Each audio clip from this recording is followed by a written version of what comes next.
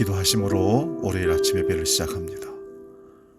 은혜로우신 아버지 하나님, 오직 주님만이 나의 반석이요 나의 구원이시니 찬양하며 아침 예배로 나아갑니다. 성령의 능력 가운데 말할 수 없는 하나님의 은혜를 깨닫게 하시고 하나님이 인도하시는 그 길을 묵묵히 걸어가는 참된 그리스도인이기를 원합니다. 이 아침에도 하나님과 호흡하며 대화하며 교제하며 나아가기를 원하오니 성령의 충만함으로 하늘 은혜로 가득 채워 주시옵소서. 오직 주님만을 바라봅니다. 주님, 우리 손을 꼭 잡고 오늘 하루도 정말 하나님이 원하시기에 멋지게 감사하며 살 수 있도록 인도하여 주시옵소서. 사도신경으로 신앙 고백합니다. 나는 전능하신 아버지 하나님, 천지의 창조주를 믿습니다. 나는 그의 유일하신 아들 우리 주 예수 그리스도를 믿습니다. 그는 성령으로 잉태되어 동정녀 마리아에게서 나시고 본디오 빌라도에게 고난을 받아 십자가에 못 박혀 죽으시고 장사된 지 사흘 만에 죽은 자 가운데서 다시 살아나셨으며 하늘에 오르시어 전능하신 아버지 하나님 우편에 앉아 계시다가 거기로부터 살아있는 자와 죽은 자를 심판하러 오십니다. 나는 성령을 믿으며 거룩한 공교회와 성도의 교제와 죄를 용서받는 것과 몸의 부활과 영생을 믿습니다. 아멘.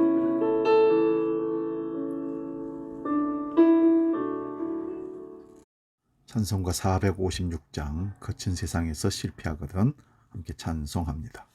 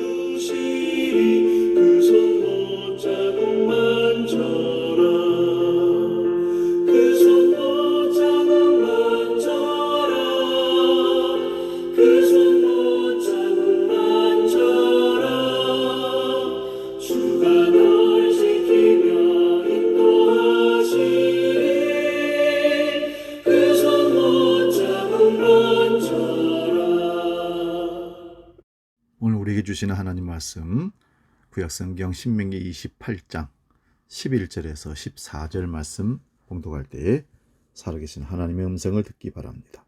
구약성경 304면에 있습니다. 신명기 28장 11절에서 14절 봉독합니다. 여호와께서 내게 주리라고 내 조상들에게 명세하신 땅에서 내게 복을 주사 내 몸의 소생과 가축의 새끼와 토지의 소산을 많게 하시며 여호와께서 너를 위하여 하늘의 아름다운 보고를 여시사 네 땅에 때를 따라 비를 내리시고 네 손으로 하는 모든 일에 복을 주시리니 네가 많은 민족에게 꾸어줄지라도 너는 꾸지 아니할 것이요 여호와께서 너를 머리가 되고 꼬리가 되지 않게 하시며 위에만 있고 아래에 있지 않게 하시리니 오직 너는 내가 오늘 네게 명령한 네 하나님 여호와의 명령을 듣고 지켜 행하며 내가 오늘 너희에게 명령하는 그 말씀을 떠나 좌로나 우로나 치우치지 아니하고 다른 신을 따라 섬기지 아니하면 이와 같으리라. 아멘. 오늘 이 말씀으로 인류 인생, 삼류 인생 이런 제목을 잡아봤습니다. 인류 인생, 삼류 인생. 사람은 일평생 선택을 하면서 살아갑니다.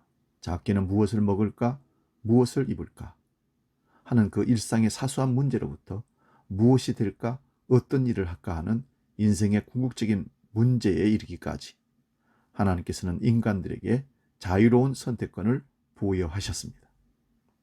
그러므로 선택의 결과는 인간 자신이 책임져야 하는 것입니다.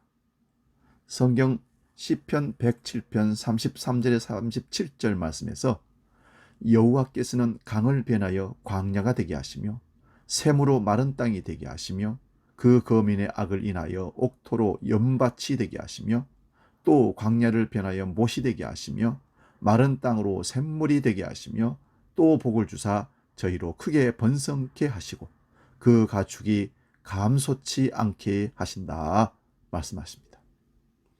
이 말씀의 뜻은 그 사람의 삶의 태도에 따라서 광야 같은 인생이 변하여 못이 되고 마른 땅이 샘이 되는 인류의 인생이 되기도 하고, 그 사람의 삶에 따라서 강이 변하여 마른 광야가 되고 옥토가 연밭, 소금밭이 되는 삼류 인생이 되게 하신다는 겁니다.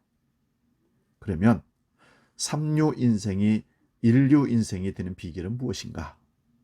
신명기 28장 1절에 네가 네 하나님 여호와의 말씀을 삼가 듣고 내가 오늘날 네게 명하는 그 모든 명령을 지켜 행하면 네 하나님 여호와께서 너를 세계 모든 민족 위에 뛰어나게 할 것이요 네가 네 하나님 여호와의 말씀을 순종하면 이 모든 복이 네게 임하여 네게 미치리니 라고 했습니다. 그런데 신명기 28장 오늘 보면 15절에 네가 만일 네 하나님 여호와의 말씀을 순종하지 아니하여 오늘날 내가 네게 명하는 그 모든 명령과 규례를 지키지 아니하면 이 모든 저주가 네게 임하고 네게 미치리라 말씀합니다. 여러분, 삼류 인생과 인류 인생은 하나님과 어떤 관계를 맺느냐에 따라서 결정되는 것을 알 수 있습니다. 그러면 하나님과 바른 관계를 맺은 백성들에게는 어떤 복을 약속하셨을까요? 12절에 보니까 소유의 풍성한 복을 주신다고 약속하십니다. 여호와께서 너를 위하여 하늘의 아름다운 보고를 열으사 네 땅에 때를 따라 비를 내리시고, 여기 무슨 비일까요? 축복의 비입니다. 은혜의 단비입니다. 장마철에 퍼붓는 홍수비가 아니고 곡식밭에 때를 따라 내리는 이른 비와 늦은 비를 말씀합니다. 신명기 28장 12절 말씀 봅니다. 네 손으로 하던 모든 일에 복을 주시리니 네가 많은 민족에게 꾸어줄지라도 너는 꾸지 아니할 것이라. 풍성한 물질의 복입니다. 차고 넘치는 복입니다. 일용할 양식의 복이 아니고 많은 민족에게 꾸어줄 수 있는 요셉의 창고와 같은 물질의 복입니다. 세상에서 가장 큰 서름이 뭔지 아십니까? 배고픔의 서름입니다. 세상에서 가장 고통스러운 것이 무엇입니까? 가난의 고통입니다. 가난이 죄는 아닌데 참고 견디는 데는 아픔이 있고 고통이 있습니다. 우리나라는 IMF라는 경제 위기를 처음했던 나라입니다. 개인이든지 국가이든지 없으면 비참한 것입니다. 가난은 인간의 존엄성마저 앗아가버리고 나라의 주권까지 짓밟는 것을 볼 수 있습니다. 오늘 우리에게 닥친 이 경제위기, 코로나 사태를 말미암아 힘들고 어려운 이 위기에 허리띠를 졸라매고 어금니를 굳게 다물고 극복해야 할 것입니다.